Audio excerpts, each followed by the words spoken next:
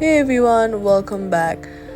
Here's how to fix Disney Solitaire freezing on iPhone or Android devices.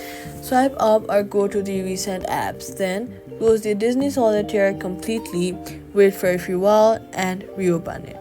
Then restart the phone to clear temporary memory issues. Next, head over to your App Store or Play Store, search for Disney Solitaire, and install the latest Disney Solitaire version.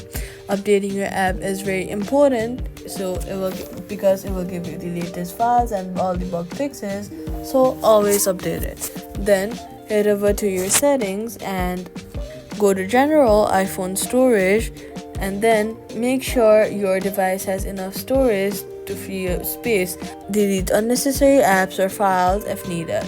Then on Android, clear cache. Go to Settings, App, Disney Solitaire, Storage, then clear cache. If freezing continues, uninstall and reinstall the Disney Solitaire. That's how to fix the Disney Solitaire freezing on iOS or Android. Subscribe if for more simple games, fixes, and tutorials.